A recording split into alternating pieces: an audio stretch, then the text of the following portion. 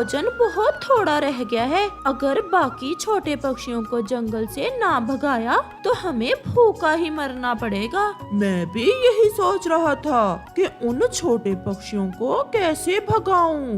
भगाना कैसे है? चलो हम जाकर सीधी बात करते हैं कि वो कहीं और चले जाएं। हम बड़े पक्षी हैं और सबसे सुंदर भी, और पुराने रह रहे हैं इस जंगल में। अब हम भूखे थोड़ा रहेंगे। फिर ऐसा सोचते हुए गोरी कव्वी और उसका पति कालू कौवा दूसरे पक्षियों को जंगल से भगाने के लिए निकलते हैं। कबूतर जी, बात ये है कि अब इस जंगल में इतना भोजन नहीं है कि हम सब खा सकें। बेहतर यही है कि आप यहाँ से कहीं और चले जाओ। क्यों जी, मैं कहीं और क्यों चला जाऊँ? क्या तुम दोनों नहीं जा सकते कहीं और? शक्ल देखी है अपनी, हमें कहीं और जाने का कहने वाले। भागो यहाँ से। अगर ना गए तो मैं अपने भाइयों को बुलाकर मार मार कर निकालूंगी सबको। मैं तुमसे डरने वाला नहीं। जाओ और किसी और को जाकर डराओ। कालू जी, ये ऐसे नहीं मानेगा। मैं इसे बाद में देख लूंगी। चलो पहले हम कमजोर चिड़िया और तोते को बता आए। चलो चलो यहाँ से, मुझे भी तुम दोनों से गंदी गंदी बू आ रही है। फिर गोरी और कालू गुस्से में वहाँ से चले जाते हैं। वो सीधे तोते के पास जाते हैं। चिड़िया भी तोते के पास ही बैठी हुई थी। चिड़िया और तोते, हम कबूतर को भी बता आए हैं कि इस जंगल में या हम रहेंगे या आप सब। क्यों गोरी बहन, क्या हुआ? हमने आपका क्या बिगाड़ा है? अब भोजन थोड़ा रह गया है। अगर आप यहाँ रहोगे तो हमें भोजन नहीं मिलेगा और हम भूखे नहीं मरना चाहते। बेहतर यही है कि आप सब यहाँ से कहीं और चले जाएं। कव्वे और कव्वी, हम भी पूरे 2 साल से रह रहे हैं इस जंगल में। कहीं और हमारा दिल नहीं लगेगा, और हम क्यों अपने घर छोड़कर जाएं? आप बड़े हैं, ऐसी बातें ना करें। भोजन ना मिलने से कोई नहीं मरता। भगवान सबके हिस्से का भोजन दे ही देता है। नहीं, हमें डर है कि भोजन खत्म हो जाएगा। तुम ये बताओ कि तुम यहाँ से सीधे से जाओगे? जाओ, मैं बुलाऊं अपने भाइयों को? तो फिर अगर ऐसा है तो बुला लो, हम कहीं नहीं जाने वाले। जाओ अपना काम करो। तो फिर तैयार हो जाओ, मैं कल ही अपने भाइयों को बुलाकर तुम्हारी ऐसी पिटाई कराऊंगी कि तुम सब खुद ही यहाँ से भाग जाओगे।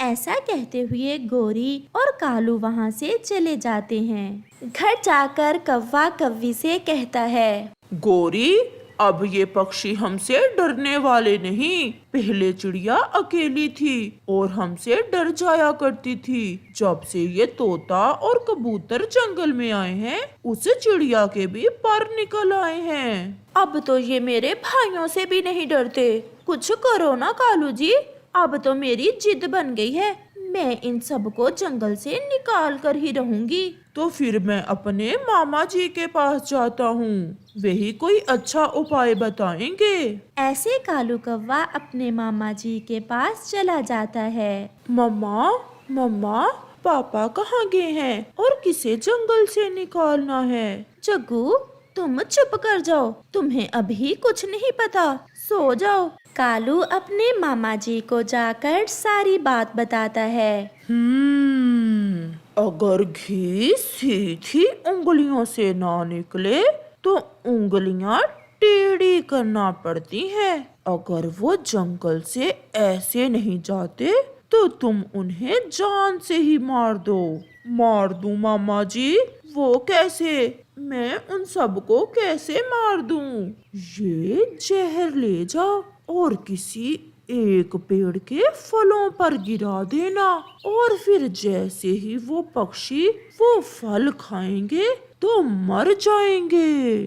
मुझे पता था मेरे मामा जी मुझे जरूर कोई अच्छा उपाय बताएंगे। फिर कालू कौवा वो जहर लेकर वहाँ से चला जाता है, और जैसे ही रात होती है कौवा और कव्वी वो जहर एक जामुन के पेड़ के फलों पर गिरा देते हैं और चुपके से अपने घर लौट जाते हैं। मैंने सोचा था कि भाग जाएंगे सब पक्षी, परंतु वो तो अब हमारे पंखों से ही मरेंगे।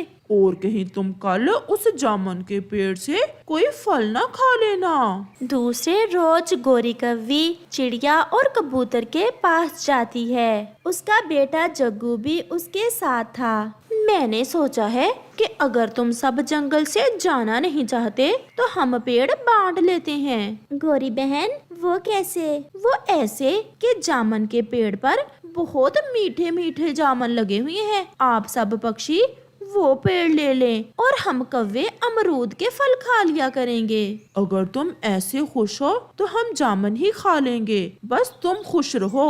गोरी का बेटा जग्गू भी ये बात सुन रहा था और वो मन ही मन में सोचता है, मीठे मीठे जामुन, मैं तो आज मीठे मीठे जामुन ही खाऊंगा। और वो अपनी मम्मा से कहता है, मम्मा मम्मा, मैंने पानी पीना है, मैं पानी पी आऊं। जाओ जाओ जग्गू बेटा, पी लो जाकर पानी। और फिर जग्गू अपनी मम्मा से झूठ बोलकर सीधा उस जामुन के पेड़ की तरफ चला जाता है। गोरी बहन, आप भी याद रखना, अब आप उस जामुन के पेड़ से जामुन ना खाना, क्योंकि वो जामुन का पेड़ अब हमारा है। फिर जग्गू कौवा मीठे मीठे जामुन पेट भर कर खा लेता है। उस जामुन के पेड़ पर तो उसके मम्मा और पापा ने जहर गिराया हुआ था, इसलिए जग्गू जामुन खाकर वहीं गिर जाता है और मर जाता है। तोता भी उड़ते उड़ते वहाँ से गुजरता है। जग्गू को वहाँ गिरा देख तोता उसे उठाकर कौवे के घर ले आता है। तुम्हारा बेटा जामुन के पेड़ पर गिरा पड़ा था और मैं इसे उठा लाया। न जाने इसने क्या खा लिया है, ये तो बात ही नहीं कर रहा। इतना सुनना था कि कव्वी और कौवा तो रोने लग जाते हैं। कालू, हमारे जग्गू ने वो जहर वाले जामुन खा लिए, हमारा बेटा तो मर गया है। मेरा जग्गू, मैंने क्यों उस पेड़ पर जहर गिरा दिया?